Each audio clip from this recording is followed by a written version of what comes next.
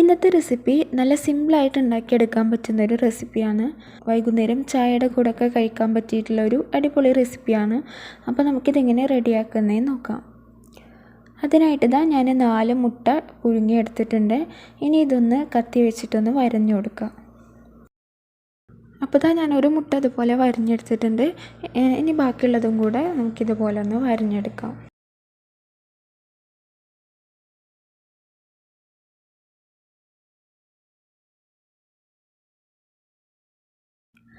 അങ്ങനെ ഞാനിതാ എല്ലാം ഇതുപോലെ വരഞ്ഞെടുത്തിട്ടുണ്ട്. ഇനി ഇത് ഫ്രൈ ചെയ്തെടുക്കുക.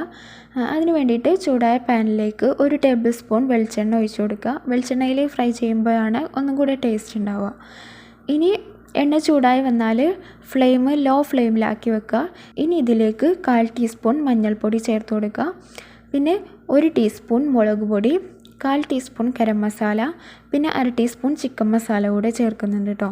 പിന്നെ ആവശ്യത്തിനുള്ള ഉപ്പും കുറച്ച് കറിവേപ്പിലയും ചേർത്ത് കൊടുത്തിട്ട് എല്ലാം കൂടെ നന്നായിട്ടൊന്ന് മിക്സാക്കി എടുക്കുക. ഇനി ഇതിലേക്ക് നമ്മൾ പുഴുങ്ങി വെച്ചിട്ടുള്ള മുട്ട ചേർത്ത് കൊടുക്കുക. എന്നിട്ട് നന്നായിട്ടൊന്ന് മിക്സാക്കി എടുക്കുക.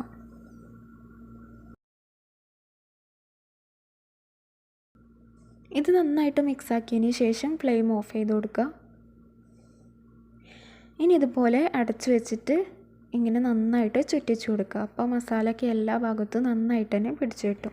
ഇനി ഇത് ചൂടോട് കൂടെ തന്നെ സെർവ് ചെയ്യുക. അപ്പോൾ ഇത്രയേ ഉള്ളൂ. നല്ല സിമ്പിളായിട്ട് ഉണ്ടാക്കിയെടുക്കാൻ പറ്റുന്ന ഒരു ഈവനിങ് സ്നാക്കായിട്ടൊക്കെ കഴിക്കാൻ പറ്റുന്ന ഒരു ഐറ്റമാണ്.